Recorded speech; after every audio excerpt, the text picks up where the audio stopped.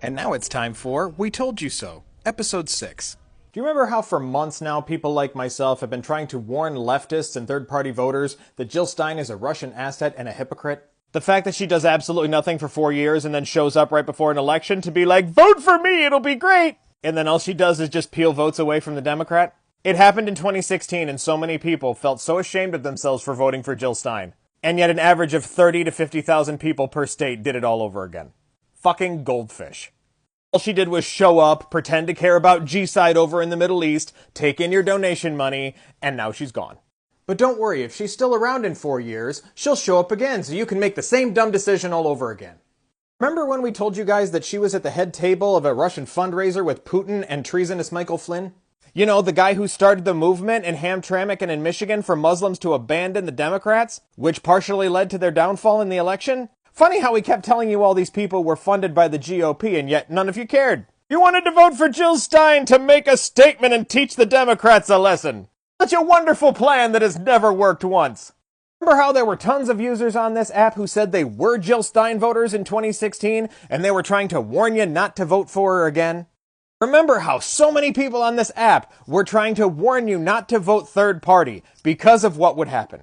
Remember how she said she couldn't win. The Green Party even admitted she couldn't win. They just wanted to take a few states, especially Michigan, away from Kamala Harris. You guys doubled and tripled down on the left, saying, we don't want to vote for G-Side, both sides are the same, blah, blah, blah.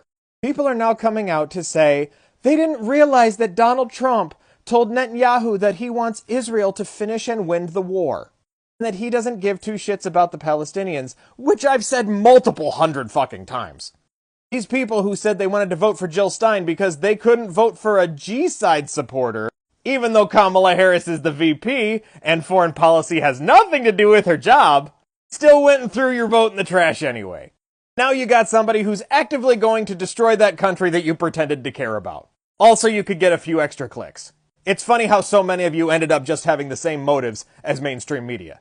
But the best part, the absolute funniest part, is that Jill Stein voters are already coming out of the woodwork to complain about how they feel played. About how Jill Stein wasn't who they thought she was, and she really wasn't going to get anywhere in the election. After we fucking told them hundreds of times.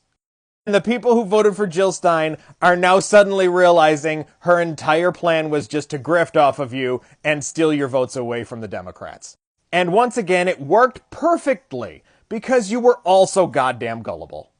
I hope you got lots of melatonin stocked up, because if you've got any semblance of empathy left, it's going to be difficult for you to sleep for the next 4 years when you have to live with the fact that you helped destroy Gaza and our own country for your stupid protest vote that was doomed from the beginning. This has been We Told You So.